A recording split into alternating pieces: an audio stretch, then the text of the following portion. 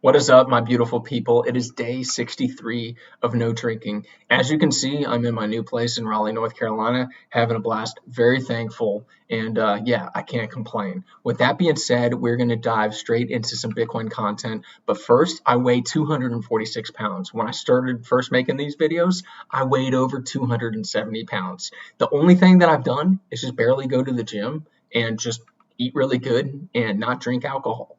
So if you are worried about not losing weight or struggling to lose weight, cut out the alcohol. Start eating better.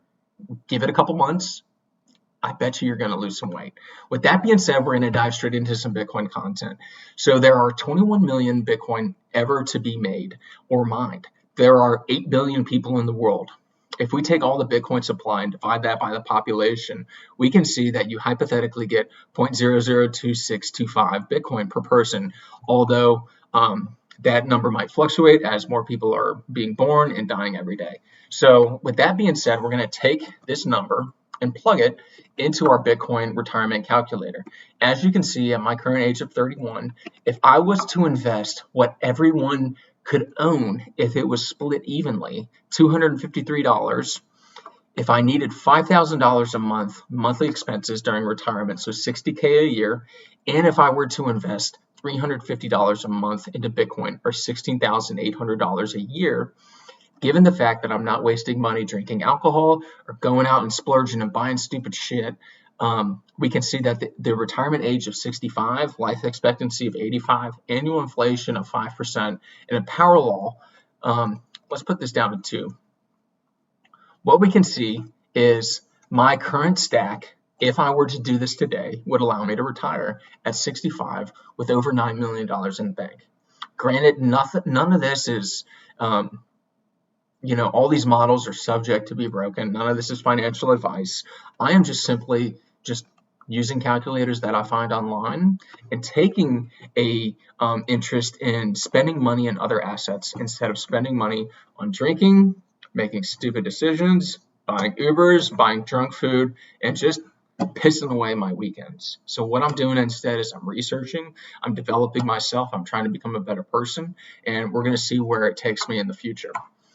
As we look priced in Bitcoin, we can see that overall, month over month, year over year, 5 years out, Bitcoin is performing better than the dollar, crude oil, gold, S&P 500, and the U.S. United States median house price. We can see that over a 5-year period, this is has been subjected to serious deflation.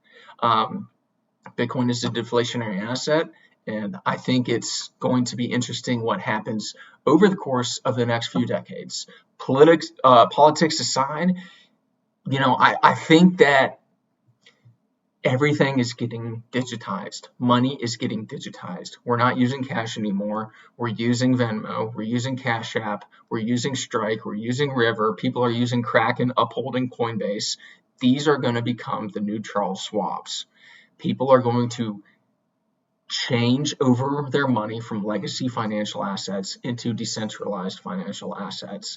And it's going to be interesting to see how this use case is similar to when Blockbuster was disrupted by Redbox and when Redbox was disrupted by Netflix. So with that being said, guys, it is day 63 of no alcohol. I hope you are committed to something. Regardless of what it is, stick to one thing and do it for a year. I don't know if I'm going to not drink for a year, but I'm certainly thinking about it. I feel great. I sleep great. I'm not stressed out, and I'm saving money and investing it instead. So with that being said, I hope you guys have a great weekend, and we'll talk to you later.